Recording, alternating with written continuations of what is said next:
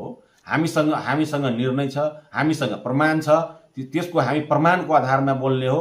उसले यदि गर्यो उहाँले उद्योग वाणिज्य संघले भन्ने। सर उमेर साहब जसले सही गर्यो तपाईहरुको बैठकमा बस्यो उसैले तपाईहरुको विरोधमा विज्ञप्ति पनि जारी गरेको छ। त यता तपाईहरुबाट पनि विज्ञप्ति आउँछ कि यही विज्ञप्ति निर्णय लिनुस् न, निर्णय नै दिन्छु त भने भइगयो नि।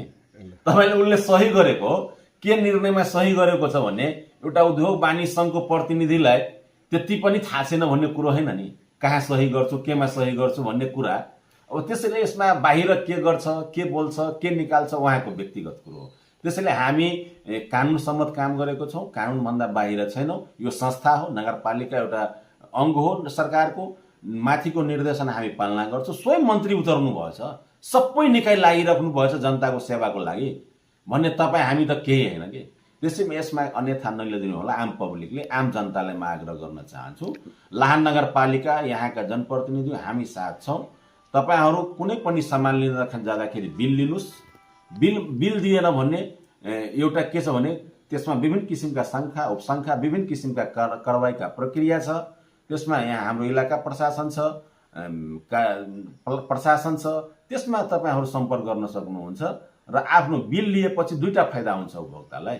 किनकि यसले सरकारले हैन तपाईको चिठा पनि सिस्टम गरेको छ हैन, बिल लिनुहुन्छ अनलाइन काम बिल लिनुहुन्छ भन्ने एउटा के छ भने तपाईले एउटा प्रमाण हुन्छ, आधार हुन्छ। भोलिका दिनमा ठकिने कुराहरू मूलभन्दा बाहिर गएर लिए भने यसलाई कारबाही हुने कुराहरू। त्यसैले बिल लिने बानी हामी बसालौं।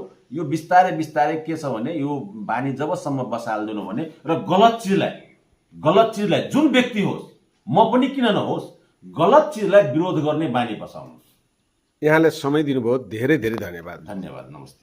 आन्दोलन कुनै घटना नहोस् भनेर हामी बारम्बार सर्वदलीय बैठक प्रशासनसँग समन्वय तपाई हेर्नुभयो।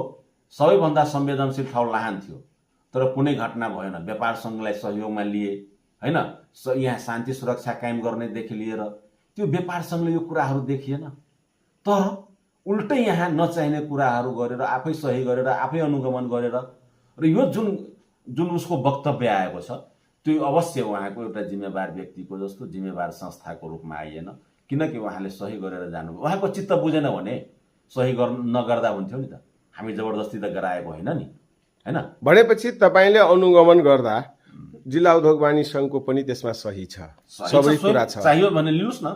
तर उहाँले जसरी सही गर्नुभयो अनुगमन गर्नुभयो अनि त्यसमा उहाँले पछाडि फरक मत राखेर तपाईमाथि विज्ञप्ति अब कहाँबाट ल्यायो कसको हिसाबले ल्यायो कुन उद्देश्यले ल्यायो उहाँहरू जानुहोस्। मलाई यसमा आपत्ति छैन।